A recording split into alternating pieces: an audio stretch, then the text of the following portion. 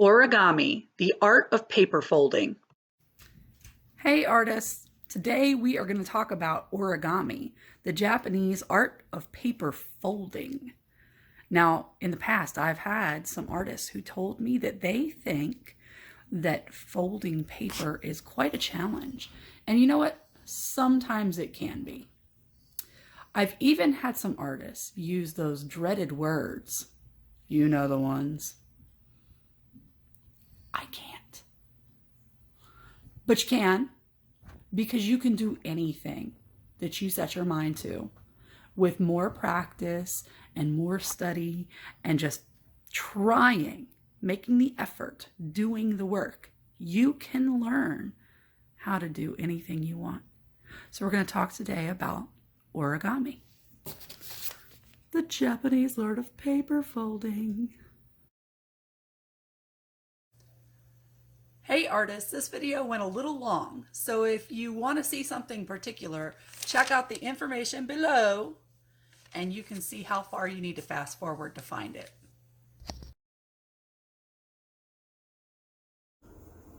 All you need for origami is a piece of paper and your hands. But this piece of paper has to have these parts. Four right angles. A right angle has a vertical side and a horizontal side, making it look like a letter L, and it is exactly 90 degrees. It cannot have acute angles, which are smaller than 90 degrees, and it cannot have obtuse angles, which are larger than 90 degrees. It also must have 4 congruent sides. That means the sides are going to be the same length. Nope, no rectangles. It has to be the same on all 4 sides. What do we call a shape with 4 equal sides? A square. Make sure you have square paper, and if you don't, keep watching to find out how to make your paper square. All right, guys, if you've ever tried to make a cootie catcher, you've probably done this before. So what I have in front of me is a piece of lined notebook paper. And this is the easiest way to make a square because you know that your lined notebook paper also has 90-degree right angles in all 4 corners. But your lined paper is a rectangle. So here's how we turn it into a square. We are going to take the corner and you're going to fold it to the other side. There are 2 options though. If you want the holes, then you can make a bigger square because you can fold it all the way over to the opposite edge. And if you don't want the holes, line it up instead with the red line on your paper, like this. Now here's what I want you to notice when I'm doing this. This bottom of the paper is touching the side. So the bottom of the red line right here, that is going to become the corner of my paper. I'm going to cut my holes off. So I'm going to line it up with the red line. The bottom fold needs to be right here.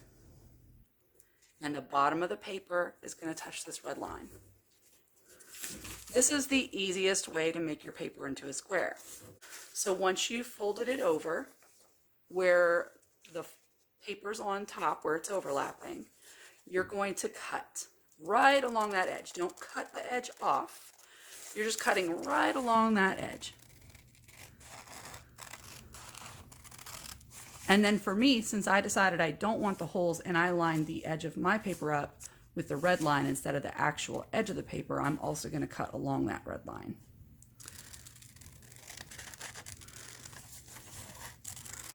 You're also going to, of course, notice that you already have a fold here. And in some origami, this could be a problem. But with what we're doing today, this will work fine. So this is the first and probably easiest way to make a square. This next way to make a square is going to be a little bit trickier. In addition to your paper and your scissors, you're also going to need something to write with and a ruler. All right, this one you might need some help from an adult, or maybe there, maybe as a teenager or a high school student or something in your house that can help you. So what I'm going to do here is I'm starting with a piece of paper that does have some right angles. You can see a right angle here, 90-degree angle, one at the top as well. But if you look at my other side of the paper, it is torn.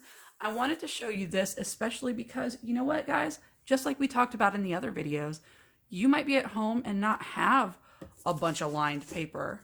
Maybe you're going to pull yours out of a magazine you have at home, or out of an ad or a newspaper, and you can do the same thing that I'm about to do with any kind of paper.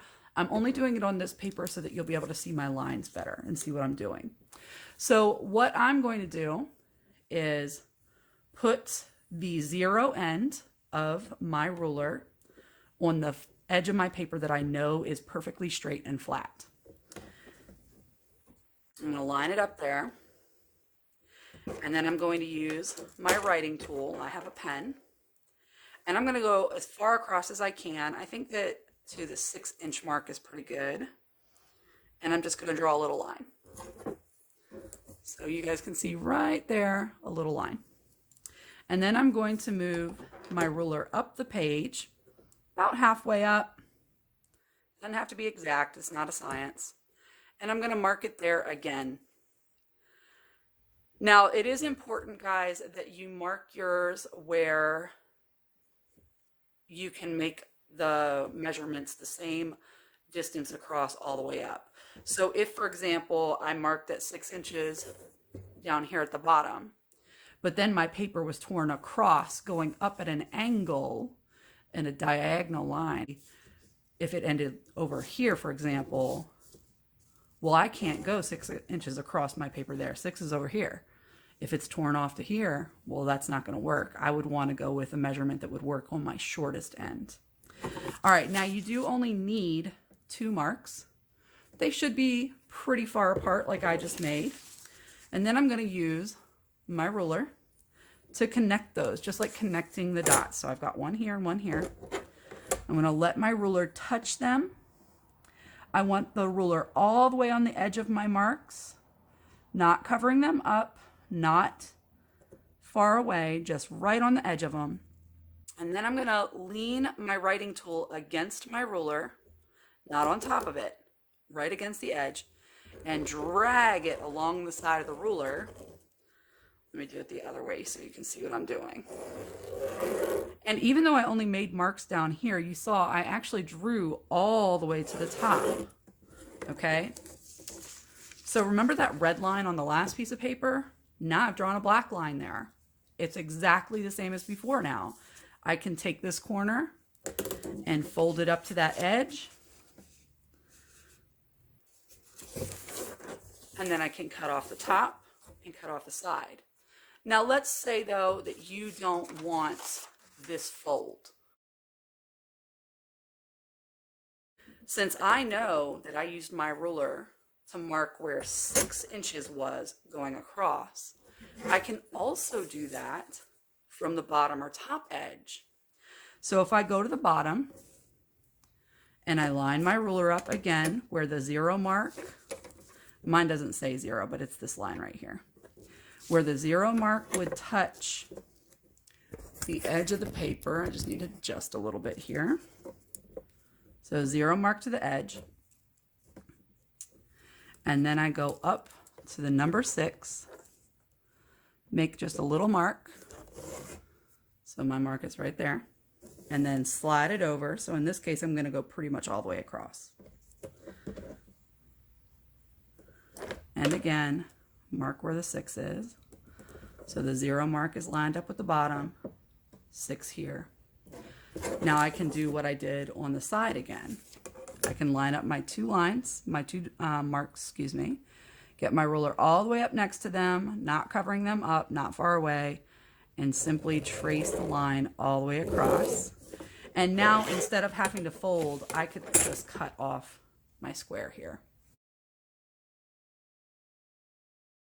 I would suggest that if you have a piece of cardboard, that once you have a square you like, trace it onto the cardboard, because then you can just use your cardboard square template to trace squares onto any paper you want. One of the benefits of doing that is that you can go into fancy fun papers and find something you like. So let's see, I'll just find a random page here. Let's say I was really thrilled about this chainsaw. Okay, if I had a square template, like this is just paper, cardboard works better because it's firmer. I could put the square over top of the image that I want, trace around it, and cut that out. Or maybe I really like this flower area. I could take my template, lay it over top of that, trace, cut it out. I have a square.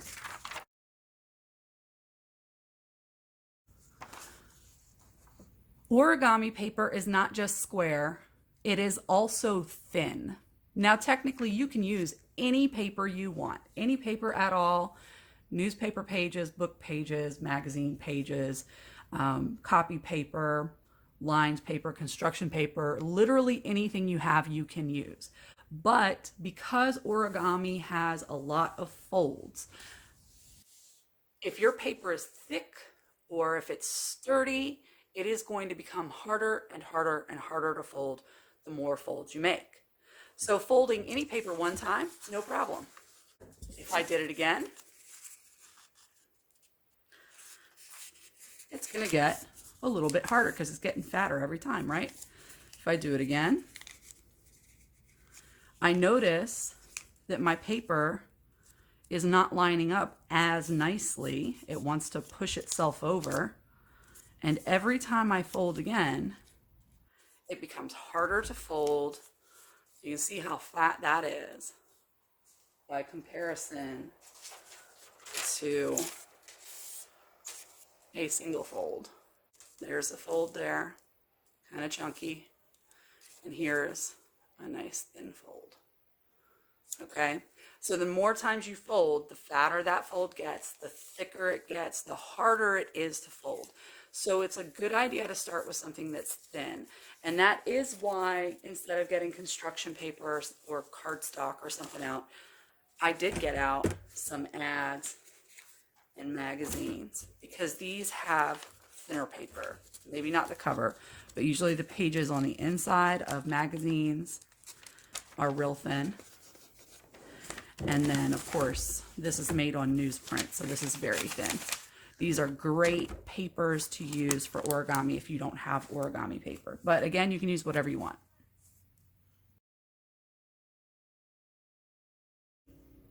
All right, artists. So here's just a couple more things that you should know before we get started.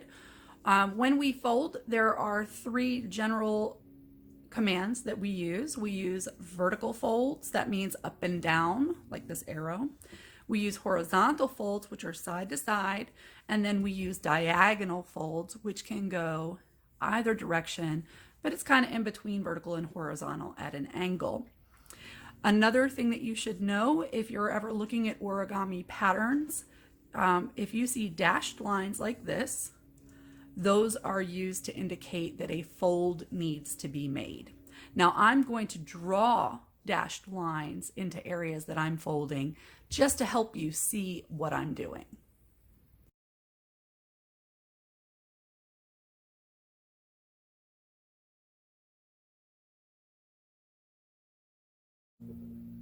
First, we're going to make a diagonal fold.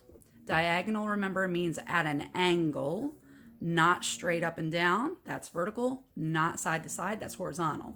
So first one's diagonal. What I'm going to do is take this bottom corner. I usually start with the bottom right, but it doesn't actually matter which one you start with. And I'm going to make it touch the opposite corner at the top. So if I'm at the bottom on the right hand side, instead, now I'm going to go to the top left. Opposite corners touch. That is going to create a diagonal line. And I oftentimes call this a taco fold because we use food terms when we fold our paper a lot in elementary art. Try to get that fold as close to correct as possible. You can see here I chose a magazine page to use because I'm going to make a heart, and this is going to give it something interesting to look at. All right, now open it back up, flatten it out a little bit. Do it again, but this time do the opposite corners. So the first time I made the bottom right corner touch the top left. This time I'm going to go to the bottom left corner and make it touch the top right. So you're kind of make this corner follow that line you just created all the way up to the opposite corner.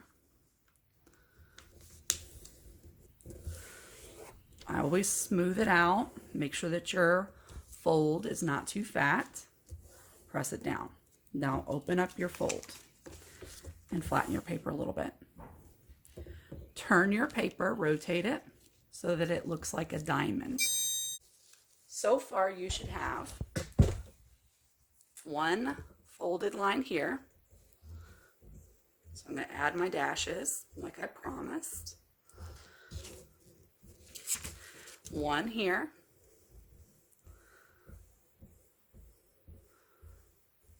And those two folds intersect in the middle, which is right here.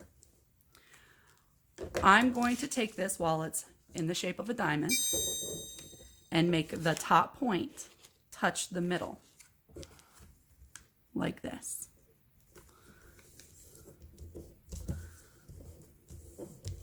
Again, press out that fold.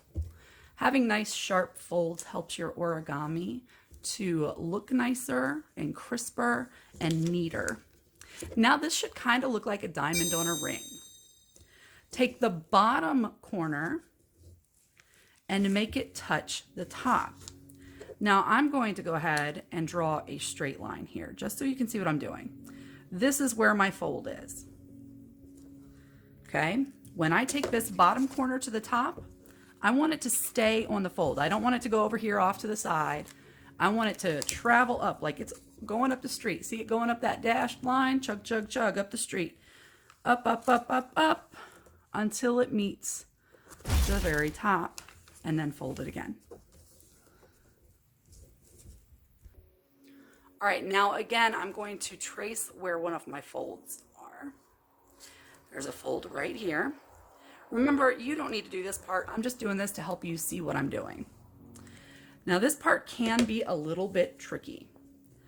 Just like we did when we were learning how to cut out a square, we're going to make the bottom touch the side. And in this case, the side is going to be the center. So I want this piece here from the fold, my dashed line, over to the corner to touch the dashed line. I do that by pressing down right at the bottom of the fold. This helps me. You might do yours differently. And then I go out to the end and hold onto that corner where it turns. I pick it up and I pull it so that, see that? It goes right up next to that line. I'm going to do that again before I press it down because this really can be tricky. So I'm holding at the bottom of the fold, right down at the middle. Now I don't want to put my finger right in the middle because then it's going to want to wrap around my finger. I don't want it to do that. I want to hold right next to it, right next to the fold, not over here, not too far because then it can go farther than the line. We want it right next to the fold, right next to the dashed line. And I'm going to pull from this corner up so that this lines up with my dashed line. So I'm going to leave a little bit of my dashed line there so that you can still kind of see it. And I'm going to press it down. Again, let's always make sure those folds are nice and tight. Now we're going to do the same thing on this side. So I'm going to hold on to where this got folded, right next to the dashed line. I'm going to find the other corner where it turns right here, pick it up and pull it up to the top. Now those two sides should be touching, so they're on the dashed line and they should also be touching. You can see how it's starting to look like a heart already. Now let's pick this whole thing up and flip it over. So here you can see it kind of opens up like doors, right? This is now going to be on the bottom. So I'm just going to flip it over. You can see where I made my lines before. I'm going to do one more thing here. This edge, I'm going to put a little bit of a black line on it just to help you see it. So the point is going to come down, travel the road, down, down, down until it hits the other fold, the one that I just highlighted with black. And then I'm going to do the same thing over here. Take the point, let it travel down the dashed line to the other fold. And now I'm going to do one more thing. I'm going to fold in these 2 points, just so it's not quite as pointy of a heart. You know what, guys? If you liked it when it was here, when it was real pointy, you could leave it like that. So I've turned my heart sideways. I'm taking the point, which is now facing down, pointing down. I'm going to make it point up. Now, one way to make sure that you get your 2 points the same size is to fold until you hit the end of that crease that's up here. So that crease, this one right here that we just marked a minute ago, okay, it ends right there on that dot. So I'm going to fold until I get to that dot. And then I'm going to do the same thing to the other side. So I made it point to me, but this is where the crease ends, right there on that black dot. So I'm going to take this point, and when I get to the black dot, my crease, I'm going to fold it over. You don't have to do that. That's just a way to make sure that these 2 points are about the same. So this is the back of your heart, although if you like this better, you could totally make it the front. And then this is the front. That's it. Easy peasy. Here are images of each step for making an origami heart. Don't forget to pause on each one so you can follow along.